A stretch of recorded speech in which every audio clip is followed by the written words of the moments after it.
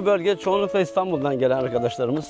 Sinema çalıştırdım. Ben oyunculuk yaptın zannettim yakışıklı Yok. görünce. Köyümüz öyle bir şey ki Trakya'da coğrafi olarak en büyük köy. Tek kaldı. Artık ama işte herkes de işinde gücünde köyde iş yok ki teyzem. Onlar mutlu olsun ya. Değişik görüntü. Ama bizim sorunlarımız çok var. Karagöz'ün de bizim köyde doğduğunu tahmin ediyorum. Ablacığım görüyorsunuz şu anda burada harika bir yerleşim kurulmuş. İçimi çok yumuşak böyle tatsız lezzetsiz su değil böyle içimi biraz sert. Tadı falan da güzel. En iyi arıcı seni dediler abi en çok üreten sen misin? Evet. 40 yaşına gelince bir daha konuşalım mı? Bir daha. Havası güzel, suyu güzel, insanları güzel. Geçim bir şekilde sağlamak zorunda. Çiçek olmadan olur mu?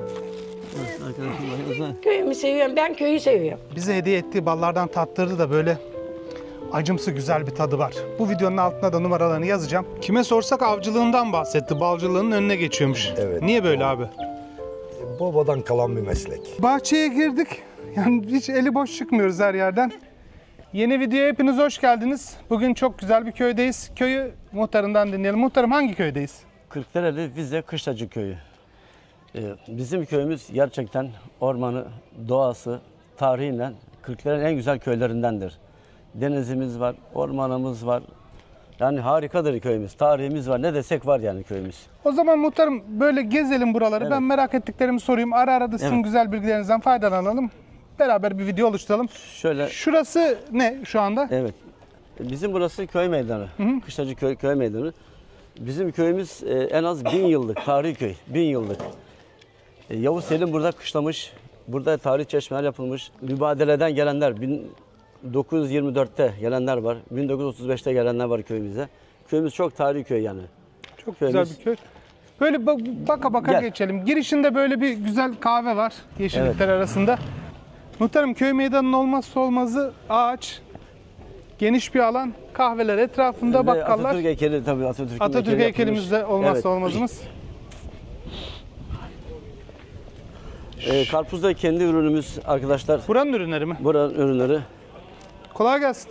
Eyvallah abi hoş geldiniz. Hoş bulduk. Ne kadar kilosu? 10 lira abi. Buranın ürünü? Kendi ürünü tarım arasında arkadaşımız hem aynı zamanda azamız kendisi üretici. Evet. Organik iç gübresiz hayvan gübresinden üretmiştir yani. Ormanda tarlaları var orman kenarlarında. Üretiyor, Tarlada burada üretiyor. kendisi satıyor. Burada satıyor yani. Anladım. Böyle mi gidelim muhtarım? Gidelim öyle. Tamam. Şuradan gidelim. Tamam. Sen bize söyle. Hadi kolay gelsin. Bu arkadaşlarımız da esnaf. Suyumuz da orada güzeldir. Hoş geldin. Hoş bulduk. Siz burada Ve çok ömür verir. Bak. Hepsi bu köyde. böyle biraz daha şey bir cadde burası. Böyle daha yeni yapılmış, daha modern yapıların burasını olduğu. sonradan imar açtık burasını. Ha sonradan açıldı. Tabii sonradan yani aşağı yukarı 8-10 sene oldu imar açtık. Belki daha 5-6 sene olmuştur. Ve buraya biz muhtarlık olarak altyapısını yaptık. Elektrik, suyu, internet yolunu yaptık. Çok da güzel olmuş. Yapmaya devam ediyoruz köyün her taraflarını. Şu ön taraflara falan baksanıza. Evet. Muntazam şu tarafcan. Bu bölge çoğunlukla İstanbul'dan gelen arkadaşlarımız. Yani emekli olmuş ve olmamış çalışanlar cumartesi pazar geliyorlar. Şey var muhtarım, burada o havayı sezdim. Böyle hani öbür tarafta çalışan bağ bahçede yıllardır buranın içinde böyle buraya artık ona normal geliyor ama dışarıdan gelen burada güzel bir yaşam kuracağım bilinciyle gelmiş. Çevreyi ona göre düzgün yapmış. Görüyor musun? Mahalle muntazam. Evet tabii bunlar sonradan olanlar nasıl eski yerleşim değil yeni yerleşim onlar daha planlı projeli oluyorlar. Bilerek gelmişler. Tabii bilerek gelmişler. Kıymetini daha şey yaparken de planlı projeli evler yapılıyor. Yollar planlı. güzel olmuş. Ama bahçeler. eski köy içi biraz daha sıkışıktır bizim köy işleri. Öyledir köy işleri. Eski tarih köy olduğu için sıkışıktır yani. Kesinlikle. Burada bu şekilde yerler var. Bunlar da hep arkadaşlar İstanbul'dan gelenler. Çoğu 89 göçmeni bizim bu taraflarda. Bak, üst tarafta bir abla var bakayım göremedim. Yukarıda da bir ev var Evet. burada. Biraz büyük bir ev. Bu köpek de bizi takip ediyor. Gel. Gel oğlum gel. Merhaba, sizi tanıyabilir miyiz? Merhaba, adım Talha Soyevsin Namlı. Kışlacık köylüyüm, 1942 doğumluyum. Abi böyle biraz da sinemacılık var dediler. Onunla ilgili de bilgi alabilir miyim? Vardı. Burada elektrik yok, ceyran yok. Seneler 1970. O yıllarda bir heves ettik işte. Sinemacılığa başladık. Hem Kızılağaç hem Kışlacık köyünde seyyar sinema adı altında. 10-11 sene devam ettik. Sinema mı çalıştırdın? Sinema çalıştırdım. Ben oyunculuk yaptın zannettim yakışıklı Yok, yok. görünce. Kaç sene sinema çalıştırdın abi? 10 sene falan 11 sene devam ettik. Şimdi her şeye ulaşılıyor. Medyaya kolay ulaşılıyor. O dönemler zordu. İyi gelmiştir burada. İnsanların hoşuna gitmiştir. Tabii o zaman sinema bu en iyi aydınlatıcı alet oydu. Çok talep oluyor muydu? Olmaz mı? Şimdi bugünkü oynayan bütün Kemal Sunal'ın filmleri, bütün filmlerin hepsi burada o yıllarda oynandı. O olayları bu millet, bu halk gördü o zamanlar daha. Peşinden izlediler. Tabii. Çok güzel bir hizmet olmuş. Evet. Kaç kişi oluyordu oyunlarda? Kalabalık oluyor muydu? Duruma bağlı. Filmin kalitesine göre aynı filmi 2 defa arka arkaya getirdim. Biraz müşteri düşüyordu ama ilk defa getirdiğin zaman mesela iyi kaliteli filmler olduğunu müşteri daha çoğalıyordu. Abi en çok kişi yapan filmi aklımda ama merak ettim. En çok kişi ve Kemal Sunal filmleri. Hangisi Bugün oldu? Var mı? Hala da izleniyor. Hala izleniyor. Onlar güzeldi. Yılmaz Güney, Cüneyt Arkın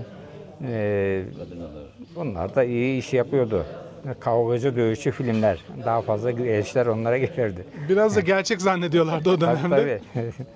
Güzelmiş bir Öyle. sektör ya. Şu an ne yapıyorsunuz? Neyle uğraşıyorsunuz? Şu anda emekliyim. Hiçbir iş yaptığımda emekli hayatı yaşıyorum. Geziyorsun, arkadaşlarına Tabii. sohbet ediyorsun. Tabii Hayatın öyle. tadını çıkarıyorsun. Çiftçilik yaptık, orman işi yaptık, sinemacılık yaptık. Girmediğimiz boya kalmadı. En sonunda şimdi kabuğumuza çekildik. Kendi inzivacına çekildin. Tabii. Hayatta sağlıklar dilerim. Çok teşekkür ederim bize zaman ayırdığınız Ben için. de teşekkür ederim. Hadi iyi günler. Köyümüz öyle bir şey ki Trakya'da coğrafi olarak en büyük köy. Yüz Öyle mi? ölçümüz İnada'ya komşu, Kıyıköy'de komşu. Arkamızda kuzeyde köy yok. Her yere komşu. Yani deniz arkamızda, Karadeniz var. Çok güzelmiş. Karadeniz ve kayın ormanlarının başladığı yerler biz arkamız. Yüz ölçüm olarak bayağı büyük. Şu Yani- yukarıda güzel bir çiftlik var ama. Türkiye'nin demecimen Trakya'nın en büyük yüz ölçümü Kışlacı köyüdür. Güzelmiş. Köyümüzde gerçekten burada doğduğumuza memnunuz. Bu da Yaşadığımıza. şans. Evet, aynı. Burada böyle incir ağaçları falan var. Etrafta yeşillendirme yapılmış. Tabii herkes kendi bahçesini muntazam şekilde yapmış. Ona hiçbir diyecek yok. Ama yolun kenarında da ağaçlar, yeşillikler falan var. Daha önceden kendinden olan, o da değişik bir hava katmış. Bakın böyle insanlar kendi yerleşim alanlarını oluşturmuşlar.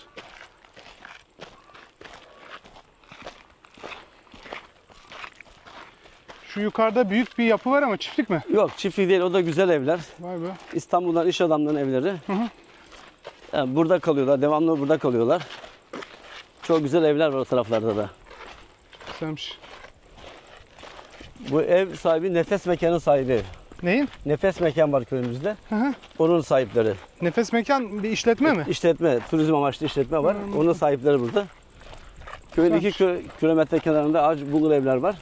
Turistik Kiralama. amaçlı kiralama. Ha, burada kendileri konaklıyorlar. Şu yaprağın sesini, doğanın sesini var ya, görmeniz lazım ya. Teyzeciğim, sizi tanıyabilir miyiz? Evet. İsminiz? Rahime. Yorulmaz. Rahime Yorulmaz. Nereden geldin teyze? Avcılardan. Avcılardan. Daha önce Daha neler önce yapıyordun? Bulgaristan'dan geldik. Bulgar göçmeni. 10 yıldır buradasınız, tarlayla uğraşıyorsunuz. Buradayız biz. Güzel, keyfiniz yerinde. Bahçe Çok güzel. memnunuz buradan. Allah güzel. sağlıklı huzur versin. Bahçe büyük. Bahçe de büyük. Kaç yaşındasın? Ben 78. Allah ömür versin teyzeciğim. Mutlusun, sıkıntı yok. Sıkıntı yok. Allah sağlık sıhhat versin. Öyle. Çok teşekkür ederim. Hadi sana Sağ ol. bahçende mutluluklar teyzeciğim. Nereden arıyorsunuz? Nereden? Onurca YouTube kanalım var teyze. Ha. Bazı evler var işte prefabrik yapılmış. Yukarıda tabii daha böyle lüks yapılar var. Herkes bütçesine göre bir şey yapmış ama bir plana sadık kalınmış. Böyle kıymeti bilinmiş yani. Şu nasıl bir armut valla. Bakalım şöyle. Baksanıza armut. Değişik bir armut. Bakın böyle çok güzel bahçeler içinde. Güzel kokular var. Güzel bir esinti var. Böyle devam ediyor yukarıya doğru. Burada gene böyle düzgün bir ev yapılmış. Yani buraya alanlar doğru kullanmamış. Kıymetini bilmişler. Baksanıza şu yapıların güzelliğine. Merhaba, sizi tanıyabilir miyiz? İsmim Turan, soyadım Tahan. Kışlacı köyünde ikamet ediyorum. Ama bizim sorunlarımız çok var. Ne gibi? Orman sorunu. Bizim işletme bizimle hiç ilgilenmiyor. Hani bize makta bile vermiyor düzgün. Makta dediğiniz pay gibi mi? Tabii aynen. Yakma işte iş yok yani, bize iş vermiyorlar yani. Eskiden köy yapıyormuş bu işi. Gelir olarak iyiymiş. Şimdi devlet aracılar mı koydu da böyle bir sistem var? Devlet aracı koymadı, kendisi el koydu bu işe. Kendi el koydu. Tabii kendi el koydu. Kendi değerlendirme uğraşı işi. Köy geçimde zorlanır bu sefer. Aynen. Zaten burada çoğu işsiz zaten. Göç ediyorlar buradan. Devamlı göç. Başka bir şey yok. Nüfus azalacak, köyde kimse kalmayacak. Aynen. Şu an gençlik var. Gençlik hiç yok köyde. Doğru, çok genç adam görmedik. Gençliğin hepsi gitti. Ben 62 yaşındayım. Bak bunlar aynı. Burada hep aynı. Benim yaşım insan. Benden daha büyükler. Böyle yani. Sorunlarımızı dile getirelim. Umarım çözüm olur. İnşallah yardımcı olur sizin kanalda. İnşallah. Siz de faydalı oluruz. Vizenin videolarını çekiyoruz. İlgi görüyor bu dağ köyleri. Güzel de izleniyor. Evet. Bence ses getirir diye İnşallah, düşünüyorum. inşallah. Çok teşekkür ederim bize zaman ayırdığınız için. Sağ ol. Ben teşekkür ederim geldiğiniz için. Köyümüz öyle güzel yere kurulmuş ki binler yıl önce güneye bakan yer. Yani daha önce burada biz bilmiyoruz, büyüklerimiz söylüyor. Bağcılık yapılıyormuş. Bağcılık nasıl? Üzüm bağı falan. Tamamen güneye bakıyor yani. Kış rüzgarı üstten geçiyor. Yani Serinletiyor ama üşütmüyor. evet, üstten geçiyor güneye. Köy için %100 taş ama tarım arasında hiç taş yok. Yani köy yerleşim yeri taşlık. Yani Resmen- sağlam zemin yapılmış. Sanki böyle özellikle tercih edilmiş Aynı gibi. özellikle yani. Dediğin gibi çeşmenin hatırına mı artık neyine ama yani kim kurduysa 1000 yıl önce çok planlı projeler kurmuşlar köyümüzü. O zaman da bilim adamları varmış. Kesinlikle. Gelmişler, gezmişlerdir bu taraflarını. Ve de Karagöz'ün de bizim köyde doğduğunu tahmin ediliyor. Öyle mi? İnanıyor musun? Aynı Hacivat'ta şekilde. Karagöz'ün. Karagöz'ün sade. Ha, Yani biz daha önce okuduk yani Kırklareli yerel gazetelerinde. Bir ünlü bir yazar Nafız Karaçam'ı kitabından okudum onu. Kırklareli Vize Urgaz köyü. Bizim köyün daha ismi Urgaz'mış. Urgaz. Karagöz'ün de burada doğduğunu tahmin ediliyor. Karagöz'ün köyü diyebiliriz o zaman. Tabii ama Kırklareli ilimiz sahip çıkıyor. Biz bilemiyoruz artık.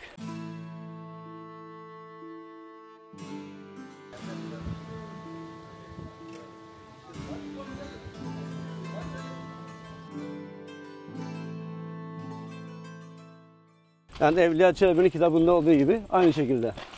Ne diyor Evliya Çelebi burası İşte, için? çok tarihi köy yani buralarda. Kitabında yazıyor. Arkamızda Poliçe koyu var yani sahil. Oradan İstanbul'a Ulaşım odun var. nakliyeti. 500 yıl önce bile yani burada sahil varmış, liman varmış. Çok güzel. Sahilde bizim Poliçe ve Panayır iskelesinde. Yani muhtarım, liman demek yerleşim demek. Liman Evet. demek medeniyet Evet. demek. Liman demek yaşam demek. Bizim köyümüz de eski yıllarda Demirköy'e bağlamış. Öyle mi? Demirköy'e bağlamış. Tabii çok eski yıllarında.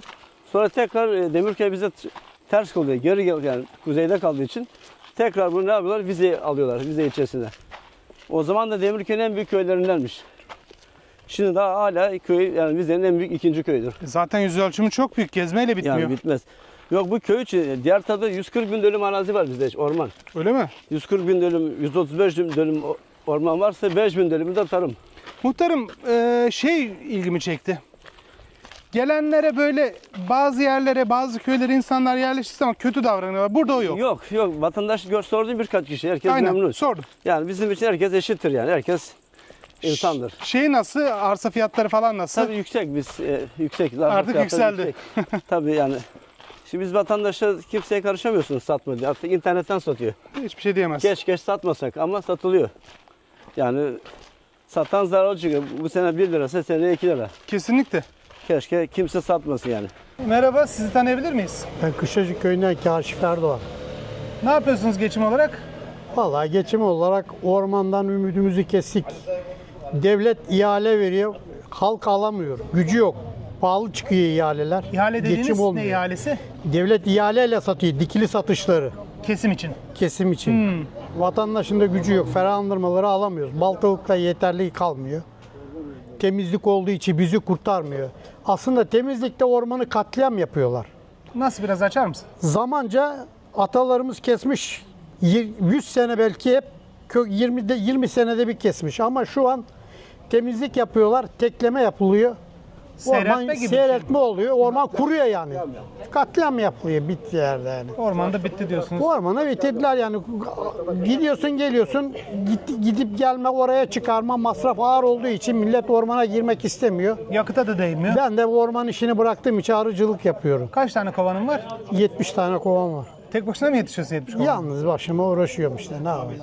Benim çocuk da Hacettepe'de okurdu, rahmetli oldu. Allah rahmet Ona da tahlil yaptırdık. Hatta hoca öğretim üyesi Burgaz tarafında çalışmış. Ben demiş Trakya'da böyle bala denk gelmedim. Arıların yerini internetten rahmetli gösteriyor. O zaman ormanda olduğu için demiş tamam o zaman. İnada'dan Kıyıköy arası çok güzel balımız yani. Hiç şey diyorum, birkaç tane balıkçıyla konuştuk burada, biz pazarlama falan yapmıyoruz diyor. Çıktı mı insanlar bizi zaten buluyor diyor. Rağbet var. Öyle oluyor tabii. Değerli olduğu için gidiyor yani, satıyoruz. Baktık biz de tadına, çok güzel. Güzel. Yani o hani orman bitti deyip kendi kabuğunuza çekip kaderinize razı olmamışsınız. Siz çıkış aramışsınız. Ya malım kimisi hayvancılık yapıyor ama az hayvancılık yapan var. Aşağı yukarı 50 tane yakın arıcı var ya ama 30-40 tanesi kayıtlı. Diğerleri böyle ufak arıcı. Bereket versin de yani emeğimizin karşılığını senede bir sefer alıyoruz. İşte o da yani kendi emeğini aramazsan alıyorsun. Çünkü şeker pahalı, petek pahalı, Hepsi pahalı. ilaç pahalı. O yüzden anca emeğinin karşılığını alıyorsun yani. Anladım. Emeğini aramazsan ekmek yiyorsun. Anladım. Çok teşekkür ederim bize zaman ayırdığınız için. Ben de teşekkür ederim. Sağ olun, var olun. Görüyorsunuz şu anda burada harika bir yerleşim kurulmuş. Evet. Bu insanların kimseye bir zararı yok. Yok, aynı Dışarıdan gelenin bence bir zararı yok şu anda. Şimdi tabii zarar kesinlikle yok. Ne de bakıyorsun kim gelmiş? Doktor arkadaşımız gelmiş. Arıyoruz. Doktor bey, doktor hanım bir işimiz düştü. Artısı da oluyor. Artısı oluyor. Bir iş adamı diyorsun köye şu yapılacak, yardımı oluyor yani. Süper. Bunun için büyük bir avantaj yani. Ama işte satan da ihtiyacı var. Adam Tabii. satıyor yani. Ona da bir şey diyemiyorsun. Öyle hayat pahalı gerçekten zor. Kesinlikle. Çocuklarımız okumuştur. İşe girecek, evlenecek. Artık bir düğün yapmak görüyorsun. 3-4 trilyon yani. Vallahi Mecbur ya, satıyorlar 1 milyonu yani. yapamazsın. Yapamazsın. Mecbur satıyor vatandaşımız. Her şey pahalandı. Keşke olmasa. Şöyle muhtarım, hani benim fikrim. Keşke pahalılık olmasa, insanlar Evet. köylerinde yetinebilseler, köylerinde ekip biçtikleri onlara yetse kim gider Evet, ki? aynı şekilde. Buraya kim bırakır gider? Kimse bırakmaz köyün yani. İşte bu orman değişiklik oldu, daha çok göç olduk. Bu orman kanunda bazı değişiklik oldu. Köylerimiz, bütün orman köyleri zora girdi. Orman kanundaki değişiklik, ormanda yaptığınız geliri düşürmekle ilgili bir şey. Aynı. Şimdi tüccarlara satıyorlar. Daha kötü oluyor orman köyleri. Aracı mı giriyor diyelim işin içine? İşte biz, orman işletmeleri tüccarlara satıyor. Dikili satış diyoruz. Onlar tüccarlara satıyor. Biz bunu daha önceki yıllarda köylü, yine devlete rusumu yatırıp köylü çalışıyordu. Şimdi orman işletmeye çalışıyoruz. Anladım. Devlete çalışıyoruz. Daha önce bu köylünündü. Bu imkanlar Şimdi devlete. eski yani bayağı eskilerden yani. Aslında muhtemelen böyle hani akışı bozduğun zaman sistem bozuluyor. Tabii sistem bozuldu. Ne oldu? Hayvancılık bitti, tarım bitti. Mecbur göç etmek zorunda kalıyorsun. Köyde kalman için sigorta olman lazım. Köyde sigorta yok vatandaşın. Bir gelirin olması Tabii lazım. ormanda kaza yaptı mı yani sigortan yok, iş güvencen yok. Gençlerimiz tabii okuyan okuyor, okumayan çalışıyor fabrikalarda. Vallahi sıkıntı. Sıkıntı yani. Ya adam da istemez, fabrikada çalışıyor da ne oluyor? Madalya mı O takıyorlar? da Yok. kötü, o da kötü. Kötü. Yani köyümüz gerçekten güzel köy yani. Biz köyümüzü seviyoruz. Umarım böyle düzelmeler olur, sistem olur. Evet. Hani insanların kendi ürettiği burada yaşamaya yeter. Biz daha önce hepsini kendimiz üretiyoruz yani. Ya buğdayımız olsun, hayvancılık olsun, arıcılık olsun yani gerçekten kendi kendine yeten bir köydük yani. Bak diyoruz ya daha önce Türk'ümüz 7 devletten en iyi aralarındaydık. Şimdi biz de en iyi köyler arasındaydık üretimde. Anladım. Arazi var. Tabii. Ya, arazi var işte biz ormandan geçiniyorduk köylümüz. Kesinlikle. Ve de bacasız sanayi devleti. Devlet de kar kazanıyor. Devlete kazanır. Devlet de kazanıyor bunlar. Biz değil. Kesinlikle öyle. Muhtarım bura Eski köy mezarlığı mezarlık. mı? Eski mezarlık. Vallahi mezarlık da güzelmiş manzarası falan. Eski mezarlık burası. Tabii köyümüz doldu. Diğer mezarlık yaptık. Bir mezarlık daha var. Var köyün girişinde. Burada güzelmiş çam ormanları arasında. Bak mezarda bile mezarda bile ormana dokunmamışlar. Evet. Ağacı kesmemişler. Güzel. Merhaba, sizi tanıyabilir miyiz? Ben Ayhan Dugan, Küçücüköy arıcılarından. En iyi arıcı seni dediler abi, en çok üreten sen misin? Evet. Var mı rakip? Rakip olmaz mı? Rakip çok. Ne yapıyorsunuz abi? Ne balığı üretiyorsunuz? Biraz bilgi verir misin? Meşe balığı üretiyoruz. Anzer balından sonra 2 numara diyebilirim diyorlar bu bal için. Andan balına iyi değer var. O kadar iyi. Tabii. Şimdi bu videolar izleniyor, yıllarca görülüyor. Şu an için 2024 yılında konuşuyoruz. Ne kadara veriliyor kilosu? Bizim burada 500 liradan veriyoruz kilosunu. 500 lira. Petekli mi yoksa süzme mi? Petek süzme var. Süzme. Talep görüyor mu? Talep görüyor. Nasıl dağıtıyorsunuz? İnternetle mi dağıtıyorsunuz? Telefonla mı? Nasıl gelip buluyorlar, alıyorlar? Telefonla, internetten veriyoruz. Tanıyorlar zaten. 20 senedir alıcıyım. Ben herkes soruyor bal çıkardın diye. Çıkardığım zaman gelip alıyorlar. Artık yani bir yerde tanıtmana, satmana falan gerek yok. Evet. Alanlar kendileri birbirlerine öneriyorlar. Önce alıyorlar tabii. Bu ormanlara koyuyorsunuz kovanları. Evet. Anladım. Kaç kovanınız var? 30. O iyiymiş. Ne kadar bal çıkıyor abi 30 kovandan? Kabaca 500 kilo. 500 kilo çıkar. Onlarda hiçbiri kalmıyor, elinizde talep var. Tabii. Güzel mi balcılık, yani iş olarak nasıl, böyle kafanız dağılıyor En mu? rahat bir iş. Güzel mi? En güzel bir iş. Becerebilene. Tabii yapabilene. Becerebilene. Memnunsa hiç sıkıntı yok. Memnunum. Benim aklıma gelen bunlar, benim başka söylemek istediğiniz, balla ilgili bilgi vermek istediğiniz. Benim de yok. Arkadaşlar da varsa söylesinler. Çok teşekkür ederim bize zaman ayırdığınız için. Muhtarım, bura böyle küçük bir sokak, aşağıya doğru inen. Burası evet dar bir sokak. Bunlar sarmaşık mı? Yok. Diken mi? Karamuk şey diyoruz ya biz. Börtlen. Bura berber herhalde. Berber değil, kapadı berberi. Tabelası kalmış. Kalabalık olmayınca tabelası da Aynen. burada. Tabii o da şehre göç etti. Burada da böyle güzel renklerin içinde ahenkleri. Bu sol taraf güzel bizim bir yer. fırın. Burası mı fırın muhtarım? Şurası. Bu komşu çiçeklerini koymuş dışarılara. Şu çiçeklerdeki bu şey çok hoşuma gidiyor. Tenekelerde. Tenekeler çok böyle doğal bir görüntü veriyor. Böyle sıcak. Hani eski şeylerde olan, eski tarihlerde olan, eski yıllarda 70'li 80'li yıllar gibi o dokuyu veriyor bana. Burada da var böyle. Yani bu sokak böyle aşağıya kadar iniyor ama bu şey bir doku katmış. Nasıl söyleyeyim size? Bu çiçeklerin olması, etrafa şey yapılması, serilmesi, hani kutular içinde değil de teneke içinde olması bir doku, bir eski mahalle havası veriyor. Bura fırın herhalde. Burada bizim köy fırını. Bakalım bir. Fırıncı abi kolay gelsin. Kolay gelsin. Kolay gelsin. Selamünaleyküm. Kolay gelsin. Hayırlı işler abla, kolay gelsin fırıncı abi. Kolay gelsin. Fırıncımızı severim. Çalışkandır. Ve bize ve komşu köylere taze ekmek üretmektedir. Bizim için bir avantaj, köyümüz için. Arkadaşlarımız televizyoncudur. Merhaba, sizi tanıyabilir miyiz? Şevket Kamuş ben, Adıyaman'dayım. 5 seneler beri buradayım. Çalışıyoruz böyle işte. Köy taze ekmek yiyor, bu bir avantaj köy için. Öyle evet. Kaç ekmek çıkartıyorsunuz günde? 1200-1300 bu civarda. Normalde köylere arabalar gidiyor. Eskiden ekmek köylerde yapılırdı ama şimdi arabalar gidiyor, bayat ekmek yiyor insanlar. Hani ama Yok, burada güzel, burada taze yiyorlar. Biz 2 köy götürüyoruz. Sivriler, Kızılaç. Yakın köyler. Yakın köy evet. Güzel. Onlar da aynı 2 servis yapıyoruz. Sabah öğlen sıcak ekmek veriyoruz. Sıcak sıcak yiyorlar, taze. Evet. Çok teşekkür ederim bizi zaman ayırdığınız için. Siz geldiğiniz için ben teşekkür ederim. Merhaba, sizi tanıyabilir miyiz? Ben oğluyum İbrahim Kamuş. Babama yardıma geldim buraya. Yaz aylarında buradayım. O zaman babam kadar usta değilim diyorsun. Yok, olamazdı burada herhalde kimse. Sen ne yapıyorsun normalde? Niye yaz ayları geliyorsun kardeşim? Ben İstanbul'da kalıyorum genelde, orada çalışıyorum. Neresinde? Gazi Osman Paşa. Gazi Osman Paşa. Ne yapıyorsun orada? Fırın? Fırın değil, sigara şirketinde çalışıyorum. Anladım. Babana yardım ediyorsun Babama yazları. yardım, evet. Anladım. Ne yapıyorsun? Yerleşmeyi, buraya gelmeyi düşünüyor musun? Planların arasında var mı? Ben İstanbul'da doğdum, büyüdüm. Kalabalık şehir. Sessizliğe hakim değilim, biliyor musunuz? Orayı mı seviyorsun? Pek burası bize göre değil. Yaşın kaç? 28. Bence 40 yaşına gelince bir daha konuşalım mı? Bir daha inşallah. Tamam. 40 yaşına gelince bir daha görüşelim. Tamam. Çok teşekkür ederim. İyi günler. Yok, sağ ol. Şimdi fırın dolaştık muhtarımla, buyurun. Evet, köy fırından dolaştık. Bu köy fırının esas yeri de çok eskiden kalmaya 100 yıllık eski tarih evler var burada daha önceki yıllarda. Yıkıldı, yenisi yapıldı. Ama aynı yerinde. Aynı yerinde. Bozulmadı. Bu ev sahibi de 95 yaşında yaşadı. Ev Oo. sahibi. Neden yaşadı? Şimdi 5 dakika önce gideceğimiz çeşmeden su içtiği için. O zaman gidelim biz de içelim. Şu evde eski 150 yıllık ev. Afim onların görmüş şu tarihi ev. Can gel buradan dal böyle. Evet, bu tarihi ev en az 100-150 yıllık bir tarihi. Biraz bakım görmüş. Bu Teyzem esas konuşur mu? konuşur. Bu ev sahibi esas bu abladan önce kalanlar Sabriye Hanım vardı. Sabriye Hanım teyze 102 yaşında rahmetli oldu. Vay be. Neden? Şuradan çeşmeden su içtiği için. O aşağı sudan çeşmeden. bizim de içmemiz şart oldu. Evet. Anladım. Şimdi bu ablalar da burada kiracı. Anladım. Bu ablalar İstanbul'da kalıyordu.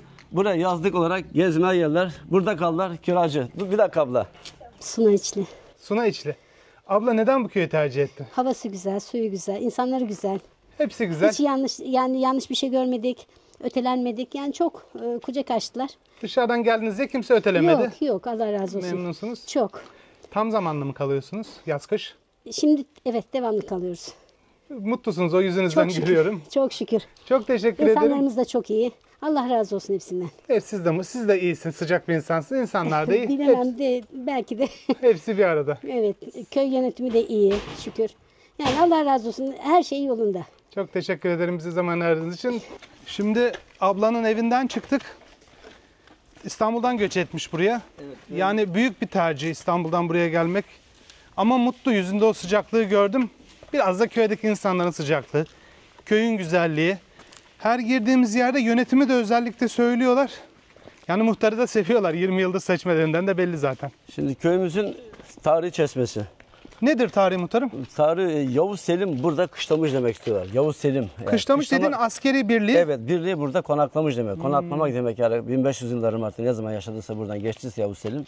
Burada konaklamış ve köyün ismini de Kışlacı Köyü oradan alıyor. Ha, Kışlacı Köyü'nün tarihi o. Evet, tarihi eskiden Urgaz Köyü'ymüş ama Rum Köyü eski. Onu değiştiriyorlar yani hükümetlerimiz. Şimdi Kışlacı Köyü oluyor. İsmini de buradan alıyor. Bizim köy en az 1000 yıllık. Evet, şuradaki hep Sabriye Hanım diyoruz. Bak 102 yaşında öldü. Şu teyze Halime abla. Soldaki ev. Şu karşıki ev. Bu da çok eski evlerden. Bu da 95 yaşında. Bilhassa bayanlar burada su içenler en az 95-100 yaşıyor. Tarih güzel suyu bizim yani. Suyun da nereden geldiği belli değil. Bulunmuyor kaynağı. Bulunmuyor. Buradan bu çıkıyor yani. Allah Allah. Belki bu çeşmeyi belki 5000 yıl önce suyun hatırına yapmışlardır bu köyü. Yani bu çeşme yani. Belki de onun öyledir içindir. yani. Öyle ki köy bizim taşlık. Her taraf taş, taş, taş. Yani şey demek istiyorsun Yerleşim muhtarım. yeri taşlık ama su var burada. Bu alan, şu çeşmenin olduğu alan diyelim, o kadar güzel bir su var ki Evet. belki de köy bundan sebep yapıldı. Aynı ben öyle tahmin ediyorum. Neden yani? Yakınlarda su yok. Vay be. Yakınlarda su hep alçaklarda. Bu buradan köy içine. Bir de köy çok taşlık. Taşlık yani. Depreme dayanıklı yani.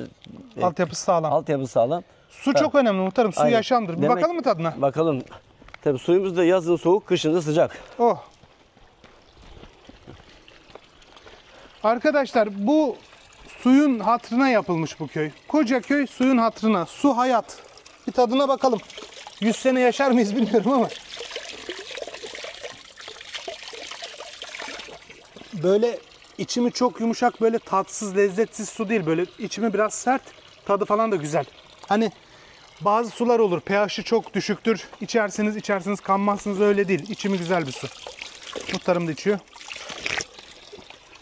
Çeşmenin de yapısı falan taş ama sonradan mı yapılmış? Tabii onarım gördü. Ha, eski taş. Aynen eski taş onarım gördü. Yani tarihi var böyle, yenileme değil veya eskitme Evet, değil. onarım Eski tarihi gördü. olan bir taş. Tabii onarım yapıldı. Yani yıkılıyorduk.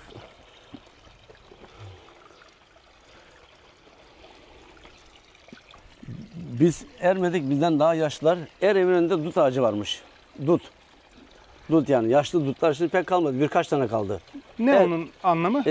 100 yıllar önce ipek böcekçiliği yaparmış dutlarından. Bizden önceki Rumlar kalanlar. Her evin önünde dut ağaçları bak. Şurada görüyorsunuz mesela kalıntıları kalmış birkaç tane. Şöyle gösterelim. Bu çeşmede daha önce biz erdik çocukken en az 100 yaşında dut ağaçları vardı ama tabii doğa onları yıktı, kırdı, geçti yani. Zamanlar tabii yaşlandılar, kırdılar. Çok güzel. Şimdi birkaç tane kaldı yani. Ne tarafa gidelim muhtarım? Buyur gel çıkalım şöyle.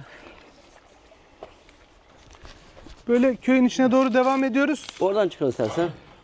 Şu köşede bir eski ev var. Biraz kerpiç, biraz tuğla, Evet. biraz Çok kiremit. eski, evet. Güzel eski bir ev. Burada böyle bir ev yapılmış. Bahçesi falan muntazam. Bahçesinden bahsediyorduk. Ablayı da burada gördük. Bu güzel bahçenin sahibi abla. Ablacığım sizi tanıyabilir miyiz? Fatma Taşralı. Ne yapıyorsun ablacığım burada? Bahçe ekiyoruz. Biber, domates hepsini yetiştiriyoruz. Hepsi burada var. Hepsi var. Hepsi Sonradan var, çok şükür. gelmemişsin. Çocuktan beri burada mısın ablam? Yok çocuktan beri buradayım. Seviyorsun köyünü. Kendim Hazbağlıyım ama burada büyüdüm. Hazbağ Burada nereye bağlı? evlendim. Vize'ye, o da bize. Vize'nin köyü. Tabii. Buradan güzel mi? Tabii köyüm doğmuşum Herkesin orada. köyü kendine güzel. Doğmuşum orada. Bu çiçek merağı bunlar nereden geliyor? Bu çiçek merağı nereden geliyor? Alıyoruz. Bir daha yetiştiriyoruz evde. Ama güzel duruyor evin önünde. Evet. için ondan yapıyoruz. Çiçek olmadan olur mu? Olmaz, doğru diyorsun. Bahçecilik var, çiçek var. Var hepsi var. Kafan dağılıyor onları da yaptıkça. Hiç bahçede girdik mi oh. Keyfin iyi. Keyfimiz Mis iyi. gibi kokuyor burada çiçeklerin. Hepsi tabii. Çok teşekkür ederim teyzeciğim bize zaman ayırdığın için. Tamam şey değil.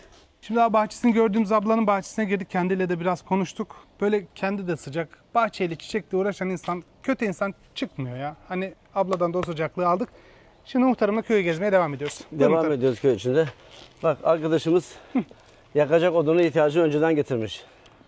Köyümüz Peşine. orman köyü olduğu için yakacağımız kışın %100 ormandan alıyoruz. Devletten planlı programlı şekilde yakacak ihtiyaçlarımızı alıyoruz. Oradan karşılanıyor. Oradan karşı. Herkes odun sobaları var köyümüzde. Odun sobalarından kışı geçiriyoruz. Muhtarım şimdi ben haritada tam kafamda burayı biraz oturtamadım ama denize de kıyı. Evet. Şimdi deniz bizde daha konuşmadık. Deniz Türkiye'nin Karadeniz'e en uzun sahili bizde. İnada'la Kışlacıköy arasında. 15-16 kilometre hiçbir engelsiz bir jiple bir ataveyle gideceksiniz. Sahili geziyorsunuz. Tur düzenlenmiyor mu? Düzenleniyor. İstanbul'da misafirlerimiz çok geliyor falan.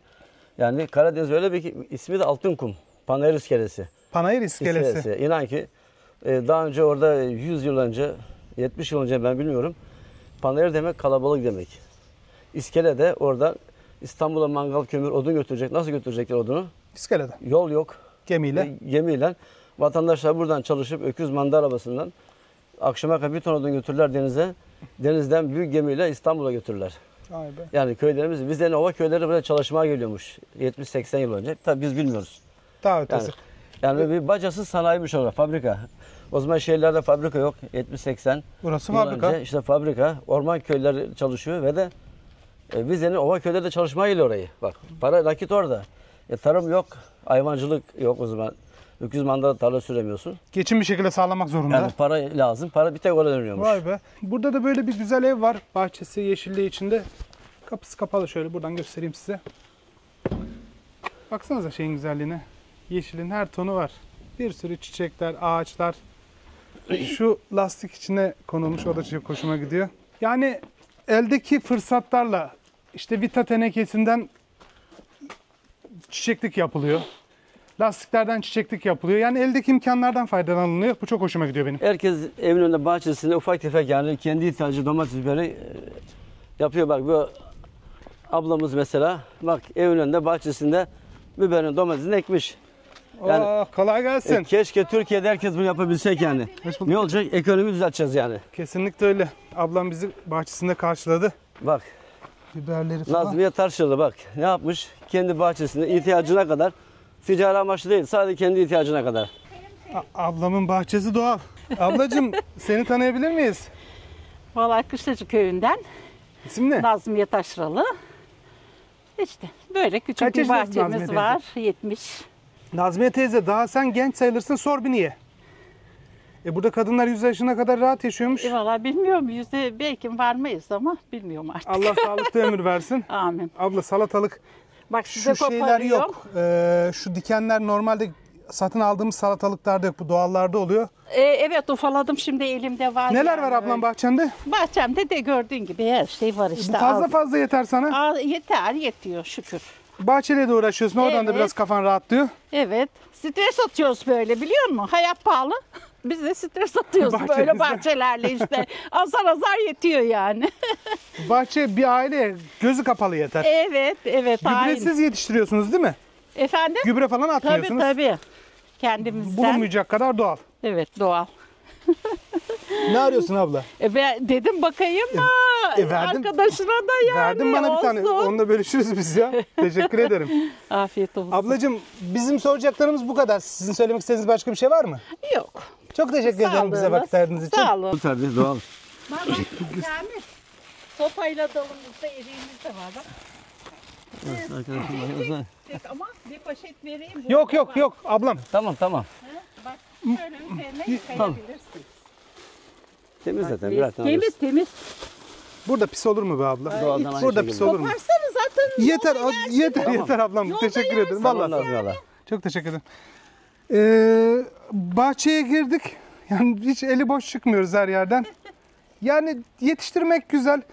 Muhtarım demin bir laf dedin, onu bir Evet. daha istiyorum. Şimdi Türkiye'de köylerimiz bilhassa şehirler değil ama köyde kalmamız için herkes kendi bahçesini, tarımını işlese Türkiye'nin ekonomisi düzelir. Yani gerçekten öyle. Herkes şehre kaçıyoruz. Tabii. Ne oluyor? Köylerimiz boş kalıyor. Bak ablamız ne yapmış? Kendi yiyeceğini çıkarmış. Herkes kendi yiyeceğini çıkarsa enflasyon da düşer, her şey düşer, ekonomi düzelir. Bu maydanoz. Evet. Maydanoz. Bakın burada böyle bir kabak var. Domatesler var bahçede. Bak, abla ne yapmış? Çok güzel yani. Domateslerimiz daha şöyle bir hastalık vurdu onlara. Bak Can, bunlar kızarmış, biraz daha da olacak. Şu yeşil olanlar daha kızarmamış. Bunlardan turşu falan da yapıyorlar yeşillerinden. Çok güzel bahçesi ablanın. Abla bahçesinde mutlu. Ablacığım görüşürüz. Abla vallahi bir poşet verdi bize ama bir de domates vereceğim diyor. Şimdi domatesimizi de alalım gidelim. Sizi de çok fazla bekletmeyeyim. Domateslerimiz daha olmadı. Ablam yeter ablacığım, yeter. Yeter. Aha. Bu Teşekkür domates ederim. yerli domates. Çok teşekkür ederim ablacığım. Afiyet olsun. Can, Bak yerli domates, biz pembe domates diyoruz. Biberlerimiz de var. yerli domates. Evet. Yani Bunlar- bunlar Kamil orada yerli biberler de var. Biberler var burada. birkaç tane koparın siz kendiniz. O acıdır yalnız. Acı mı? Acıdır. Tamam. Orada bak Kamil. Şurada bak. Kapar oradan kazım. Abla salatamızı çıkardı vallahi. Kopar kazım. Öyle. Yeter muhtarım, çok fazla Tamam, şey yok. zaten aldım Yeter. tamam. Ya böyle işte. Köy yerinde böyle. Böyle biz böyle Tabii mutlu herkes oluyoruz kendi yani. ihtiyacını çıkarsa. Biberimizi köyümüzün muhtarı topladı, elleriyle verdi bize. Daha ne yapsın bize? Evet. Geç muhtarım. Geçtim. Ablacığım görüşürüz. İyi günler. İyi günler Nazmiye hala. Bak bahçede çiçeklerime de bak. Bak. Bak Bak, abla, baktık, çektik çektik buraları. Çektik. Ben orayı bayağı iyi çektim. Çektik. Ab- İçinde çiçek yetişti. ablanın çiçekleri var, bahçesi var, ya bağı var, bahçesi var, mutlu. Hiç sıkıntı yok. Çok teşekkür ederim. Daha ne olsun abla? Abi Hadi kolay gelsin. Böyle bahçeden erzağımızı aldık. şimdi sol taraftaki ev bizim abi Taşralı, Filiz Taşralı'nın. Güzel bir ev. İkisi de öğretmendi. Emekli oldular. Köye evini yaptılar. Şimdi tekrar köyde kalıyorlar. Buradalar şu anda. Kalıyorlar. Bahçede uzakta galiba. Anladım. Burada Bunlar da emekli tekrar- öğretmenler. Tabii köyüne tekrar yerleştiler. 30 sene görev yaptılar Türkiye'nin diğer illerinde. Şimdi Muhtarım köy- şuraya da bir bakalım mı? Evet. Eski bir yapı gördüm ama. Evet. Ben böyle biraz seviyorum eski Çok dokusu olan güzel. yapıları. Şimdi bu evin tarihini anlatayım o zaman. Önemli. Tamam. Merak ettim ben de. Evet. Bizim burada orman işletmesinin evleri var, binaları. Bu da orman işletmesinin seyizin evi. Seyiz ne demek bilmem biliyor musunuz mu? Yok abi. At bakıcısı. Bundan 70-80 önce köylerimizde orman işletmesinin seyizi var. Seyiz atlarla ormana çıkıyorlar. Atlarla ormanı koruyorlar. Ne yapıyorlar? Bu da seyizin evi, seyizin ahırı vardı ama ahır yıkılmış. Ev kalmış. Yani tabii evi kalmış. De orman işletmesi bunları ihaleyle satmış diğerlere, komşulara. Ama burası Seyiz Hasan'ın evi. Seyiz Hasan. Seyiz Hasan. Şöyle Ama biraz orman alalım. işletmesine görevli, emekli oldu, rahmetli oldu. Kendisi gitmiş, evi biraz burada, Evet. bir kısmı duruyor. Bir kısmına kümes falan yapılmış. Depo gibi de kullanılıyor. Burada da bir tane klarnet gibi bir şey var. Nerede? Nerede? Burayı bir gençler kendilerine yapmışlar herhalde. Evet.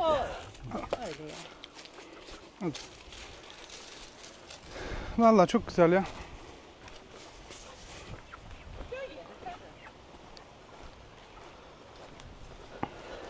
Bu sol taraf orman işletmesinin de. Şeflik buradadır. Şimdi şehre kaldırırlar bunu. Burası şimdi arabe yıktılar. Tam da yıkmadılar, duruyorlar. Muhtarım burada çam ağaçları var. Büyük bayağı bir orman havası var. Burası orman işletmesinin yeriydi. Burada 104 köye bağlı, bize bağladı. Kızılağaç, Hamidiye ve Kışlacı köyün orman işletmesi burada. Şeflerimiz, ormancılar burada kalırdı. En az 8-10 tane ormancı görev yapıyordu ama şimdi son sistemde herkes merkezi sistem. Herkes şehirden köylere geliyorlar. Artık köylerde kalan yok. Memurlar kalmak istemiyor. Aslında çok yanlış sistem. Yani köyde kalması... Müdahale zamanı olarak mı? Evet, yani birebir yani halkın içine girmesi, halkın derdinin dinlenmesi, halkınla daha iyi konuşması. Daha güzel olur. Burada memur iç içe yaşamıyorsun. Daha önce iç içe yaşıyordun. Bu karşımızda da muhtarım güzel bir ev var. Evet. Şöyle gidelim isterseniz. Şu tarafa doğru. Soldan yukarıya doğru gidelim. Bir yeni mahallemiz var. Macur Mahallesi. Orada macurlar daha bakımlı, daha güzel evleri var. Oraları da görelim. Macur göçmen demek. Göçmen, muhacir. Burada da güzel bahçe varmış. Evet. Bakarsan oluyor. Köyü de gezerken böyle güzel bir bahçeye rastladık. Çiçeklerin, yeşilliklerin oldu. Burada da ablalar var, onlarla da konuşacağız. Ben Sebahat Tatu. Ne yapıyorsun ablam buralarda? İyiyim, köyde yaşıyorum hayatımı. Bahçem var, yeşilliğim var. Bahçem var, yeşilliğim var. Çok güzel de yaşıyoruz. Yeşil yerinde güzel. Evet. Doğma büyüme buralı sonradan mı? Büyüme buradayım. Anladım. Yaş kaç? 68. Allah ömür versin. Geçti gitti yaşlar. Geçiyor valla. Yaş Ama çeşme varmış buradan. Su içen 100 yaşına kadar yaşıyormuş. Öğrendik onu. Aşağıki çeşme. Biz de içtik. Soğuktur ama suyumuz. Güzel suyu güzel. Suyumuz var. Seviyorsunuz köyünüzü? Köyümü seviyorum. Ben köyü seviyorum. Köy hayatını Şehir seviyorsun. sevmiyorum. Ben şehirde yaşayamam. Gittiniz mi hiç? Kaldınız mı şehirde? Kaldım. 5 sene vizede kaldım çocuklar okurken. Ama sevmedin. Sevmedim. Geldim köyüme. Ben köyümü seviyorum. Yani burada bu güzeli düzeni bulan dışarıda alışması zor. Biz alışmışık bak komşular dışarıda oturuyoruz. Buraya hayat. Nerede ben gireceğim o apartmana da böyle yaşayacağım? Anneannem de öyle diyor. Ben nasıl gireyim apartmanlara diyor. Apartmanda ben zaten yaşayamam. Vallahi sıkıntı. Ne komşuluk var ne şey var biz burada. Bak ona geçiyor sesleniyor. Sen ne yapıyorsun? İyi misin? İyiyiz. Çok şükür. Demle çayı geliyor. Ya, demle çayı, yap kahveyi. Oh. Oh. Kahve de severler burada. Evet. Vallahi Kahvemiz afiyet var. olsun. Işte, bak fırınım var orada ekmek yapardım Çekeceğim, önce. hepsini göstereceğim abla ben Tabii. onların. Sağ ol. Şu an Sağ ol. yapmıyor musunuz artık ekmek? Şu an yapmıyoruz. Yaş gitti. Ameliyat oldum ayaklarımdan. Beyim kalp krizi geçirdi. Bir daha bıraktık. Allah şifa versin. Ama Olduk. gençler de artık ekmek yapmıyor. Ekmek işi bitti köylerde. Ben bulamıyorum Ama ben ya. çok satardım. Ha, yapıp satıyor muydun? 130 tane günde yapıp 40 vizeye yolluyordum. 130 tane. Evet. Vizeye yolluyordum buradan çarşamba günü. Çekeceğim şimdi, oraları da göstereceğim. Kadar, hepsini ama şimdi Aralık'tan beri yapmıyor.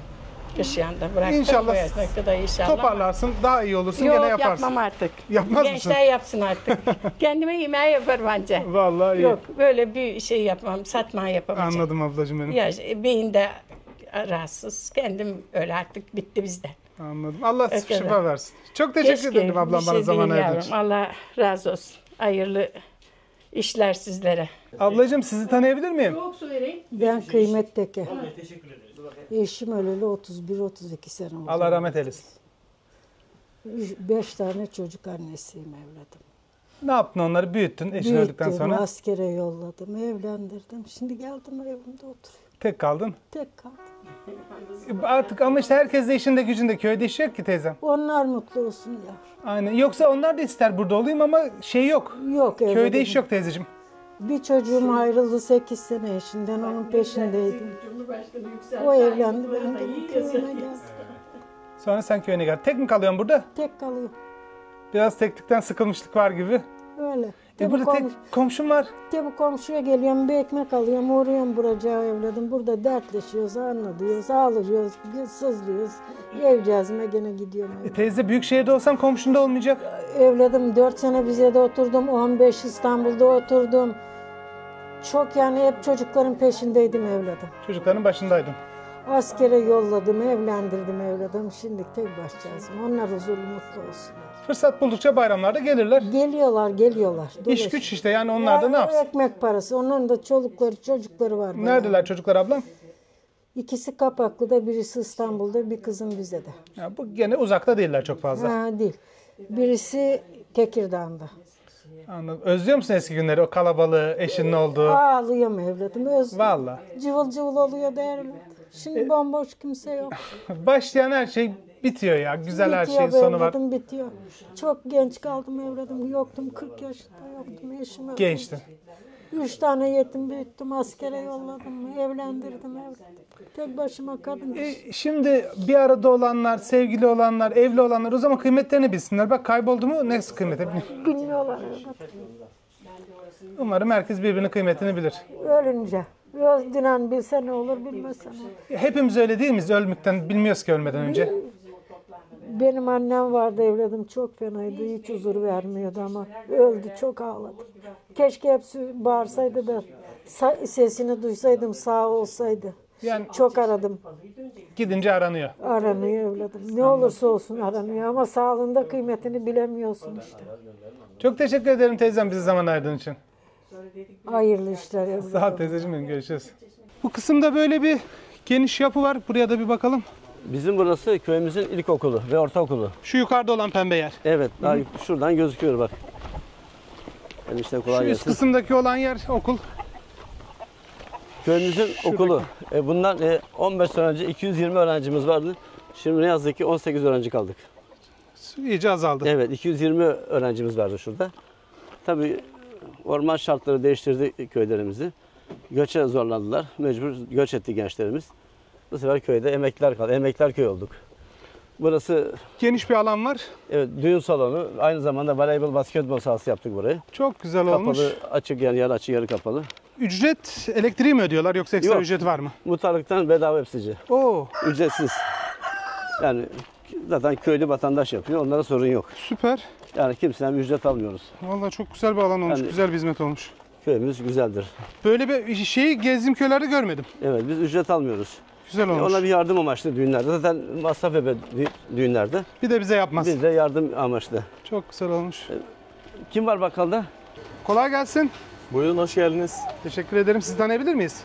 Ben Ardatan Kışlacık köyünde oturuyordum. Kırklareli'de okuyordum okulumu. Genel olarak yazları buradayım. Aileme yardım ediyordum. Market var, markete bakıyorsun. Yani market var, hayvanlar var, tarlalarımız var. Genelde buradayız. Balcılık da yapıyoruz. Şöyle çekebilirsiniz Çekelim, isterseniz. göstereyim onu da. Şurada da bal şeyleri var. Ne yapıyorsun? Ne okudun? Ne yaptın? Şu an Kırklareli'de lise okuyorum. Sosyal Bilimler Lisesi'nde okuyordum. Son sınıfım, sınava hazırlanıyorum bir taraftan da. Burada çalışırken sınava hazırlanıyorum bir Bir taraftan. anda derslerine bakıyorsun. Aynen. Ne düşünüyorsun bölüm falan olarak? Bölüm olarak hukuk okuyabilirim. Bir de kamu yönetimi ve siyaset bilimi de düşünüyorum bir taraftan. Bu kadar. O zaman büyük şehre taşınmayı Aynen. mecbur taşınacaksın. Biraz kendimi dışarı doğru atmayı düşünüyorum. Anladım. Bakalım hayırlısı inşallah. Umarım hakkında hayırlısı olur. İnşallah. Çok teşekkür ederim bize zaman ayırdığın için. Rica ederim. Kolay gelsin. Merhaba, sizi tanıyabilir miyiz? Tanıyabilirsiniz, Zeynep Tan. Zeynep Tan. Evet. Ne iş yapıyorsun Zeynep teyze? Tam bakkaliyesini işletiyor. Asıl bakkalın sahibi benim diyorsun. Ben gibi bir şey. Ne yapıyorsun? Evet. Neler yapıyorsun teyzem? İşte her gün buradayım. Arda kalan zamanlarda ne yapıyorsun? Bağ bahçe var mı? Yok, evde ev işini, en burasını işte yürütüyorum yani. Evde ev işi bitmez ki zaten teyze. Hepsine de yapıyorum. Hepsini de yetiştiriyorsun. Yaş kaç? 70. Dinç duruyorsun. Sağ ol, teşekkür ederim. Maşallah teyze. İşleyen demir ışıldar. Evet. Aynen öyle. Çok teşekkür ederim bize Sağ ol, zaman ben ayırdığınız için. teşekkür ederim siz geldiğiniz için. Sağ ol. Merhaba, sizi tanıyabilir miyim? Teşekkür ederim. Hüseyin Tan ismim. Bak büfenin sahibiyim. Buradaki büfenin sahibisiniz. Aynen. Kaç yıldır açık büfe? 23 yıldır. 23 yıldır burada bir fiil Bir fiil çalışıyor. çalışıyoruz aynen. Sonradan gelmediniz, doğma büyüme Yok, buralısınız. doğma büyüme buralıyım. Burada okuduk. İlkokulu, liseyi dışarıda okuduk. Okul var diye açtık büfeyi ama okul kapandı artık. Büfe açık kaldı. Büfe açık devam ediyoruz Karşısında artık. okul var zaten Aynen, büfenin. aynen. Bazen hayatta planlar tutmuyor. Tutmuyor ama hayata göre, rüzgara göre yelken açıyoruz Aynen diyelim. öyle. Rüzgara Belki- göre yelken açıyoruz. Değişik işler yapıyoruz yani. Başka işler de yapıyorsunuz. Yani. Ya oluyor ya, bir şey planlıyoruz, olmayabilir, her şey olacak diye bir şey yok. Olmuyor, evet, evet, olmuyor. Hani kadere küsüp oturmanın da bir Yok anlamı yok. canım. Planlara devam. Aynen, aynen. Anladım. Aynen. Çok teşekkür ederim bize Rica zaman ederim, ayırdığınız için. Biz teşekkür ederiz, sağ olun. Vallahi arkada yere uğradık. Bal verdiler bize. Yani ısrar ettik almamak için ama gene de kıramadık. Bir de tattırdılar. Bana insanlar şimdi satanlar diyorduk hani Anzer balına yakın bir bal ama hani kafamda çok da mantıklı gelmedi. Yani Anzer balına yakın nasıl bir şey olabilir ki? Bize hediye ettiği ballardan tattırdı da böyle acımsı güzel bir tadı var. Bu videonun altına da numaralarını yazacağım. Bal isteyen olursa da o kısımdan iletişimi kurarak ballarını alabilirler. Muhtarım, yani karınca kararınca insanlar tabii büyük şehirlerde bitti bu iş. Bitti tabii. Bir bardak çay ısmarlamıyorlar. Tabii köylerde geçirmek istiyorlar. Tabii Aynen köyde öyle. kendi gücünden, evindeki bahçesinden bak hem hayvancılık yapıyor hem arıcılık ya bal üretiyor. Kesinlikle. Ve de bunların balları köy 10 kilometre uzakta tamamen ormanda, doğada. Yani hiç ekstrası yok. Yok. Biz bunu geçen yıl Trabzon Üniversitesi'nde tahlil yaptırdık köyün ballarını. Çok kaliteli çıktı. Çok güzel lezzet falan. Her arıcının ve de balın şeyi var, sertifikası var, kaliteli diyor. Rastgele bir şey yok. Değil yani. Bunlar patent almışlar. Şeyi damağımda kaldı ya. Böyle Evet. balın lezzeti Evet. ağzımın kenarında kaldı. Evet. Çok güzel. Gerçekten kaliteli bal yani köyümüzün. Merhaba, sizi tanıyabilir miyiz? Kışlacık köyünden Güneş Aydın. Güneş abi ne yapıyorsun? Nelerle uğraşıyorsun? Ne işlerle uğraştığımızı söyleyelim. Ufak tefek arıcılık yapıyoruz. Ormancılık yapıyoruz. Avcılık yapıyoruz. Kime sorsak avcılığından bahsetti. Balcılığının önüne geçiyormuş. Evet. Niye böyle doğru. abi? Babadan kalan bir meslek. Yani babamla beraber hava gel köyde de bir yeteneğim var, bilgim var. Ne avlıyorsunuz abi burada? Sezonuna göre av avlıyoruz. Domuz mesela sezonuna göre. Tavşandır, domuzdur, tilki. İşte sezonuna göre. Hangi sezonda izin varsa ona göre. Tabii. Yasa dışı bir şey yok bu işin Yok, içinde yasa dışı kesinlikle. yok, yasa dışı yok. İşçi olarak ne yapıyorsunuz abi? Ormanda çalışıyoruz. Ormanda.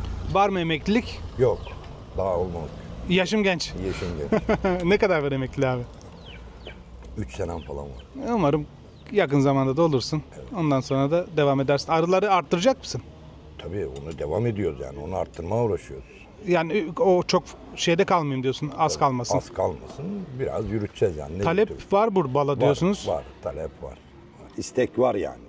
Güzel bal. Şey zor mu? Arıcılığın bakımı vesaire. Yok değil. Bildikten sonra zor değil. Bir de seversen zor değil gibi geldi bana, her iş gibi. Doğru söz. O hepsinden doğru. Seversen işini. Zorluğu yok. İstemeden yaparsan sorun. Yabancı avucuları burada gelsinler, kontrol etsinler. Yabancı avcılar dışarıdan gelen. Dışarıdan gelen yabancı avcıları gelsinler, burada kontrol etsinler. Niye abi, biraz açar Ellerine mısın? veriyorlar izin kağıdı. Adam geliyor burayı domuz avına değil. Karacalarımızı vuruyor. Biz vurmadığımız halde yabancılar gelip vuruyor. O da suçu belki size kalıyor. Suç bize kalmıyor ama biz şimdi bildiğimiz Mera'nın nerelerinde hayvan olduğunu bildiğimiz için gidiyoruz. Öyle bir şeyle karşılaşamıyoruz. Vuruyor adamlar. Ay be. Tabii. Karacayı ne yapıyor abi vurup? Keçi yiyor mu? Yiyor adam. Yiyorlar. Yiyor adam. Ama mevsimi dışında yapılan avcılık katilliktir. Ya o izin veriyor şimdi. Devlet bize raspiska yapıyor. Kağıt yapıyor. İzin veriyor. O izinle geliyorsun hava. Geliyor burada adam domuz avlayacağım diyor. Ama karacayı vurup gidiyor. Siz burada mevsimine göre avlanma yapıyorsunuz. Ne nerededir biliyorsunuz. Evet, Dışarıdan gelenler denetlensin diyorsunuz. Evet. Anladım. denetlensin. Mesaj Çok iyi alınmıştır. denetlensin. Tamam. Çok teşekkür ederim. Bir şey değil. Karşıdaki kısım köy meydanı işte. Çıktık şu aşağıdan dolaştık. Bu yukarıya doğru geldik. Devam ediyoruz. Şimdi devam edeceğiz. Tabii 50-60 sene önce köylerimizde traktör yok. Traktör olmadığı için iş gücü ne olacak? Bunlar da ağaç araba diyoruz yani. Vatandaşın ormandan tekerlek diyoruz. Araba tekerlekleri bunlar. Bunlar da tarlaya bahçeye sürmek için ilk çıkan demir pulluklar. Buna Kars'ta at tırmığı diyor. Evet. Buradaki adı ne bilmiyorum. Pulluk diyoruz yani. Pulluk. Yani pulluk. Bunlarla bahçe tarla sürüyorsun.